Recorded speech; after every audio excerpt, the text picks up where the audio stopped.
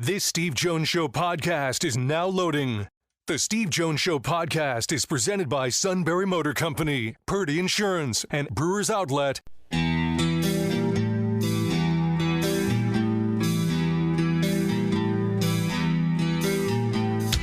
Bringing you an in-depth look at Penn State sports and more. This is the Steve Jones Show on News Radio 1070 WKOK. The Steve Jones Show is presented by Sunbury Motor Company, Purdy Insurance, and Brewers Outlet. Now from the Sunbury Motor Studio, here's Steve Jones. Opening half hour brought to you by Purdy Insurance, Market Street in Sunbury. Go to purdyinsurance.com. Auto, home, life, boat, motorcycle, RV, even, for example, Medicare products. And make sure, A, you're fully insured, and B, they do a great job of finding ways to save you money. It is all at Purdy Insurance, Market Street in Sunbury. Go to purdyinsurance.com. We always find it is critical that we bring a guest on that fits their schedule, so we pick cold days where golf is not an option, and we bring in Nate Bauer, on3.com, Blue White Illustrated. Sir, welcome. You know, that's been most of the spring. I don't think I have a round in Pennsylvania this cycle. I've got maybe a dozen, but there are a couple of days I regretted it. It's like, why am I out here? I don't think I would feel good out in any of these days. It's no good. No. Yeah. Well, so ladies and gentlemen, boys and girls of all ages, the transfer portal, you may not have realized, is open. So we'll start with the football part of it. And already, look, Penn State has 119 guys. They've got 11 more coming in, so there's going to be some movement somewhere. They've had some movement today. Yep, something's got to give. And, I do think it might not be as cut and dry as, there's always finagling, put it that way, right? Yeah. But, yes, John Mitchell, a redshirt freshman cornerback who was he's from Florida, a touch of homesickness maybe, has decided to enter the transfer portal. He was a guy who kind of split time, a little bit with the other freshman cornerback at Penn State. They wanted to get each of those guys 4 games and did. And then the second one that is predictably considerably more impactful on Penn State's current defense and what they plan to do this year is Tamir Robinson, right? So he's a redshirt sophomore, a guy who wasn't going to start this year but would play quite a bit of football. And so I think the combination of those two things, the expectations a lot of times for guys is to get involved. They think they're going to get involved early and often. Tamir spent some time recuperating from injuries and banged up a little bit last year. So between those two things, I think he saw kind of the writing on the wall of, no, he's not going to start this year. They're going to play a ton of 2 linebackers. And because of that, even if his role is significant, as a backup, it's not enough. So that's a big one for Penn State for sure. Right, and they both played roles on special teams. If you're going back to the SMU game, for example, that was John Mitchell that recovered the onside kick when SMU scored. I think people thought it was Anthony Ivey. It was not. It was John Mitchell that recovered it. So, I mean, look, he played a role along the way. But how difficult is this numbers game, especially considering that when the NCAA answered Judge Claudia Wilkin on Monday about her idea of grandfathering walk-ons, and they said, no, we really believe in the 105. Yeah, nothing. A little bit of a bait and switch going on from the old member institutions of the NCAA here. James Franklin and Penn State have tried vigilantly to ignore it, right, to maintain these guys as long as they can. Iowa's a program that got rid of its walk-ons, and Kirk Ferentz talked about it in December, right, January. Yeah. So Penn State has hung on to its walk-ons. There will be more, quote-unquote, scholarship opportunities, right, you're taking away a scholarship limit, in effect, of 85, and you're bumping that up to 105, but you're also getting rid of 20 spots, right, on the team in the program. And so now that you can only carry 105, or that's the intention of the NCAA and its arguments, which, caveat, is being fought against, right? There are many people out there who are kind of complaining about this, and again, clearly the wishes of Judge Wilkin is to not have that be implemented. She does not want to approve a deal that has a cap at 105. So yeah, it's complicated, but it's something that James Franklin has said repeatedly. He hasn't been really explicit about it in laying out what the plan is, but I think if you read between the lines a little bit, it's fairly clear. They've told guys who are in danger, hey, we're going to keep you as long as we possibly can. If a cut has to come, this is what your future is, right? And including the idea of going to great lengths to place these guys, to get them into other spots, other opportunities. So it's tough. And you know James as well as anybody. I think this is the element of all of this, right? Having to actually cut walk-ons, that kills him. It just is as painful of a concept as he can stomach in college football. Yeah, this is a coaching gut punch for him. I mean, this is one of the last things he thought he'd ever have to do as a head football coach. And now he's in the spot where he may. Again, she can approve the deal as is. She can't change the deal. Claudia Wilkin cannot change the deal. But she also can give advice of, I'm not approving the deal unless you do make this change. She can do that. She can't change the deal, but she can strongly send a signal that, no, this part needs to be changed. I mean, we'll see what she decides to do. It's going to be up to her. Penn State basketball now has a commitment out of the portal. They now have 9 scholarship players. Tell us a little bit about Josh, who obviously had a terrific finish to his junior season at Cincinnati. Yeah, a guy coming from an established basketball school, a basketball program, a guy who's a veteran, right? He's going into his senior year. I think it came, if you read the sentiment, kind of online and Twitter and various other places, that Cincinnati fans really liked, right? Some of the contributions that he made on a decent team this past season down the stretch were good, right? He really he outdid he had an opportunity to start down the stretch. He started 9 of the last 10 games, and the only game that he didn't start was senior day, right? So would have been in the starting lineup for all 10 games to close out the rest of the conference schedule, I should say. Bumped his minutes up from the mid-teens into the mid to high 20s and made the most of it. He shot 39% from 3 down the stretch there. He improved his scoring per game, his rebounding a little bit. And I think, Penn State needs, in my mind, you can correct me on this, but they really need 3 pieces. They need a veteran guard, which they do not have.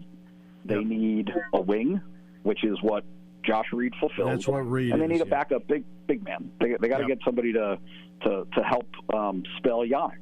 So this kind of ticks one of those boxes off, and they can move forward. They were one of the last programs, if not the last program, I believe, in the Big Ten to make a transfer portal addition. So this process of starting to fill out the rest of the roster, off to I think a pretty good start. Yeah, I mean, and this, again, Mike knows they need big wings, so they get one here. And getting Eli Rice, Eli Rice is the guy people forget about. Yeah, getting 100%. Him back has been really important. And you watch him on the practice floor, and after watching him on the practice floor, they really did miss him along the way. Yeah, very much so. He was going to take 3-pointers last year, and guess what they were missing, right? Yep. Of all the things that could have gone wrong last season, and I'm not saying that these are the only things to blame for some of this, the disappointments that they had, but. Sure.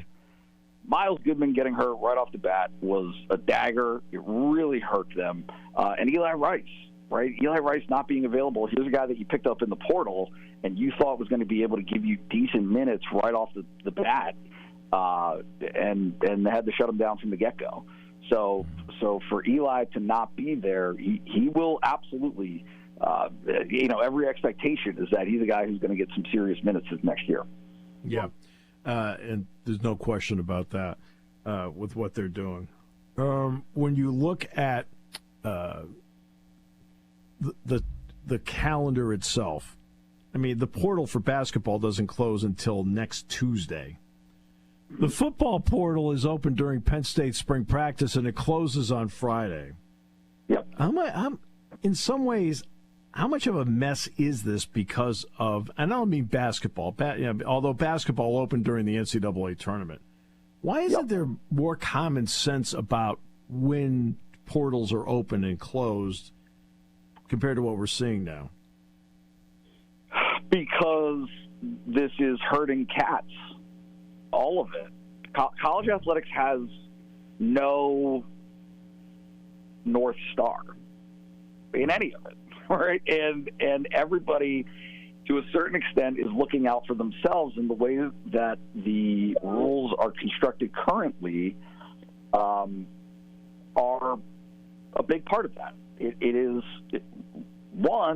It's more options for players, right? To have 2 windows for players gives them an opportunity twice a year to see where they stand in the pecking order and bail.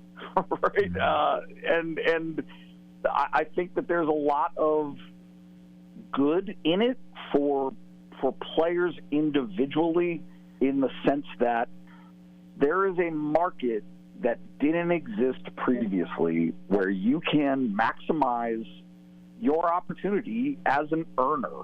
Right, this might be the best, most lucrative period in a lot of these guys' lives. Right, for bit players in basketball, for bit players in football, make 3-4x, right? What an average American salary is, right? More than that. So if you can leave college with a nest egg of hundreds of thousands of dollars, depending on how you allocate it and use it, like, that's a great thing. I don't see a problem with that. And the reality is the spring window opens the door for guys to kind of cash in on that. A guy like J.B. Nelson, who obviously left Penn State, late last week, like, he's not going to start at Penn State, or probably won't start at Penn State, wouldn't have started at Penn State, but will absolutely have a market as a guy with a ton of experience and playing at a position of need where you can rely on him.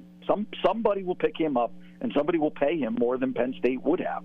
So, but also is a fringe NFL guy, not a early round pick by any means, right? Isn't going to get a huge signing bonus to go to the NFL. Right. So all of those things are on one side. But the problem with all of it is it doesn't make sense for the sport. There is, it, like, what happened with Bo Perbula is criminal, right? To have this during your season, during your playoffs is crazy. But he had to take advantage of that to maximize his opportunity. The same thing with the spring portal is, all right, you got teams going through spring practice. You got some teams that have finished spring practice. I think that James Franklin has been very forthright in communicating what the ideas are that are out there to fix the calendar and the ones that he's a proponent of. And what he said last night, and something that he's dropped a couple of times over really the last few months, is this idea of abandoning spring football altogether, right? Just, okay, have a spring portal window where you've had the opportunity throughout winter workouts, what have you, to communicate to your players after the last season, after winter workouts, where they stand on your depth chart, what their money is going to be, all of these different components, be very upfront and clear about that going into the summer, where he has suggested, and others have as well, OTAs, right? Mimic the model that the NFL does. That's right. But to have that be it, have that one window in the spring, allow guys to make their move. It fits with the academic calendar in a lot of ways, where you're not transferring in the middle of an academic calendar at these different schools. So it kind of at least pretends to still care somewhat about academics, but it's a mess. It's a mess, and honestly, like, I'm rambling, but there's a reason for that. It's because it is so complicated and there's so much involved that has to be sorted out among all these different stakeholders. Oh, and there are plenty of stakeholders. I mean, without question. I mean, everything's now about roster composition and construction, and for a coach, you wonder why coaches are getting out. Yep. Now, do things right now, between now and July 1, if you're wondering why there are so many big NIL deals being put together, because right now is the last 2.5 months there's going to be no structure. All right? There'll be a semblance, not complete, but some structures starting July 1, including revenue share money. Does that help the situation, even though you and I both know there'll be lawsuits? Exactly. I mean, that's the whole point. Is we can sit here and say, okay, well, a cap comes in and it creates a structure, it creates a blueprint for teams to work with or programs to work with over the next 10 years, but it's not going to work. It's just not. Legally, I don't understand how it passes muster, and everyone's going to break it. Right? There are all of these pie in the sky, it would be lovely to have this Deloitte clearinghouse that's going to make sure that everybody's being compensated a fair market value, right? Come on. Stop it. It's not going to. It's not going to. Collectives will be as important as they've ever been in icing the cake, right? It's just going above and beyond the $20.5 million. It's just not. It defies reason, and as the NCAA has done, really for as long as I've been alive, as long as you've been alive, there's this quaint head in the sand altruism to what they say and what they do, right? They don't align. They don't align, and so I don't know if you saw today. There was a tweet. Somebody, a current walk-on at a college athlete, right, wrote to Judge Wilkin and published this letter. It was anonymous, and pointed out all of the ways that the NCAA contradicts itself in its own arguments, legally contradicts itself in its own arguments, talking about how grandfathering is so complicated and you can't do this, and it's unworkable because you'd have to reverse course on decisions that were made in advance of the 105 in January, right? And then the person points out, literally, the NCAA made a spur-of-the-moment decision to allow for 6 years for all COVID participants, Right. Right? So that was something that was able to be handled and figured out when COVID happened. But now you have a similar situation, and they're claiming legally that their hands are tied. There's no way that they can go back on decisions that were made previously. They can't change any of these things, and it just goes on and on and on. And I just, until again, all the NCAA are member institutions. They're just university chancellors, presidents, athletic directors. That's it. Until they get serious about employee status, right? Changing the fundamental nature of what it means to be a college student athlete, they're sunk. It's not. It doesn't work. It just contradicts itself constantly, and these are the messes that you're going to have to constantly be trying to clean up because it doesn't match up. It just doesn't make sense. Yeah. Well, Dick Girardi and Sean Morris, that you know from BTN, and I have this running joke. It's all about the kids. Yeah. And the reason we have the joke is that to the Pat Crafts, the James Franklins, the Mike Rhodes of the world, it is about the kids. But at the NCAA level, no. It is not about the kids. Well, and let's be honest with this.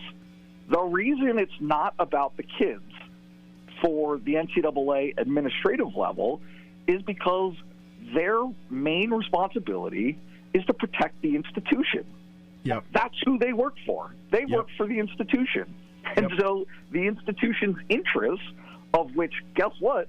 This is getting really, really expensive, right? Yep. Now that comes into play because you were working on a system that said, hey, look at all these profits. Everybody makes the money that they do in college athletics because the labor was severely discounted for forever. Well, guess what? And let's put it into terms that are very front and center. Does James Franklin make $8.5 million a year if you have to make a payroll for your football players? Yep. In the past, no, and the NFL knows that. The NFL can demonstrate that, right? Do athletic directors make $2-3 million a year under a system where you have to pay the players? No, and so until there's not going to be a recalibration of those markets, but you got to make that up. You got to find out new ways to create revenue to make a payroll that you've never had to pay before. And it's complicated, and it puts the pressure on, and that's why things are at odds with each other all over the place. Well, the players from years gone by are like our guests. They don't get paid. All right, so... CBS News Special. If you're suffering from spring fever, Sunbury Motors Kia has the cure. Wanna see you in Kia. Sunbury Motors Kia. The spring fever reliever is a new Kia from Sunbury Motors Kia. They make it easy to choose because there's 120 brand new Kias available. And $750 owner loyalty is back on the hottest selling Kia models, including the Made in the USA 2025 Kia Sportages and Serenos. Drive home in a 2025 Kia Sportage EX all-wheel drive with leather for under $30,000. Or how about the third row 2025 Kia Sereno S all-wheel drive? Save thousands now as low as $35,034. And of course, every new Kia comes with a 10-year, 100,000-mile powertrain warranty. Stop in today and check out the full Kia lineup. And together, we can be alive in 2025 at Sunbury Motors Kia on the Strip in Hummel's Wharf. Warranty is a limited powertrain warranty. For details, see retailer or go to kia.com. Hi, this is Season. For over 100 years, the Purdy Insurance Agency has been protecting families and businesses of the greater Susquehanna Valley and beyond. With the experience of our trained and knowledgeable staff, you can rest assured that your needs will be evaluated and met by some of the industry's best representatives. No matter what your insurance needs are, call Purdy Insurance today at 570-286-5855. Visit our website at purdyinsurance.com or check us out on Facebook to see what we can do for you.